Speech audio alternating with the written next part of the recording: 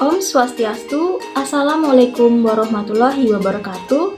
Shalom, Namo Buddhaya, salam sejahtera bagi kita semua.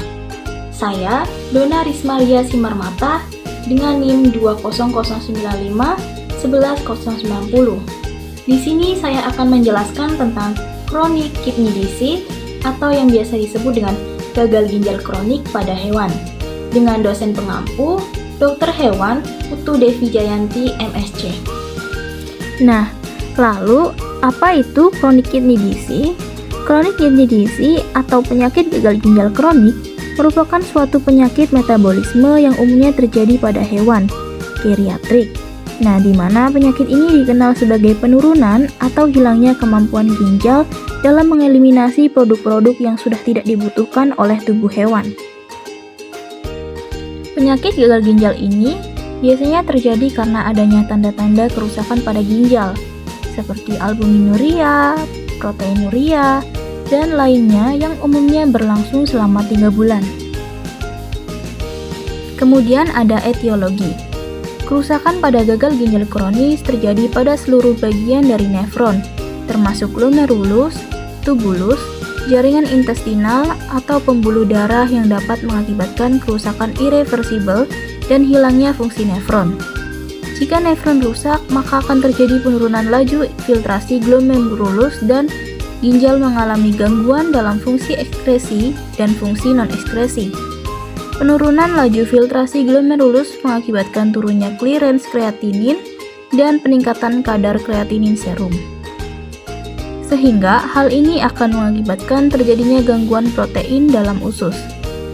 Kemudian, penurunan filtrasi glomerulus ginjal juga dapat terjadi peningkatan fosfat serum dan penurunan kadar kalsium.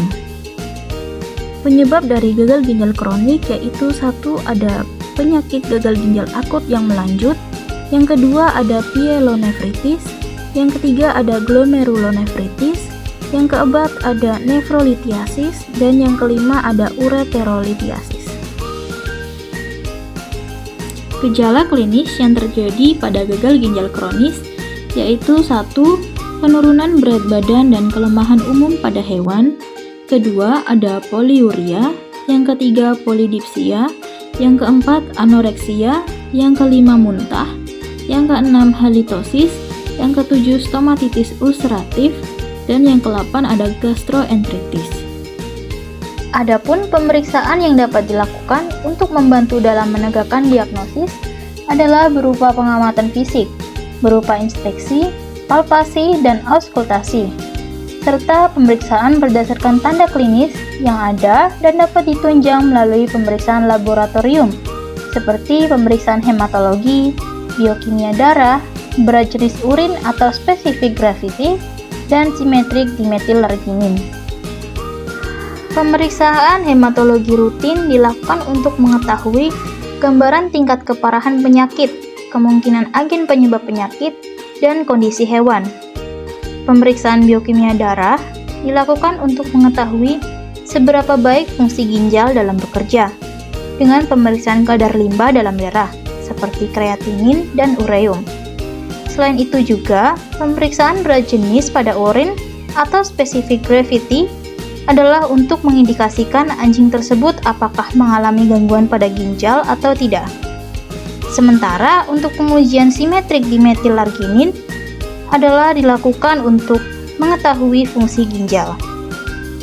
Pasien yang mengalami chronic kidney disease sebaiknya diberikan terapi berupa 1. Sodium klorida untuk mengatasi dehidrasi, 2. Azodil untuk menurunkan kadar ureum dan kreatinin dalam darah. Yang ketiga ada sangobion yang diberikan untuk membantu proses pembentukan hemoglobin dan sel darah merah. Pemberian pakan renal yang mengandung protein rendah, pemberian gastroprotektan, antibiotik, pemberian suplemen untuk ginjal. Sekian pemaparan materi dari saya, mudah-mudahan materi ini menjadi baik bagi kita semua. Terima kasih. Om Santi Santi Santi Om. Wassalamualaikum warahmatullahi wabarakatuh. Shalom, Namo Buddhaya, salam sejahtera bagi kita semua.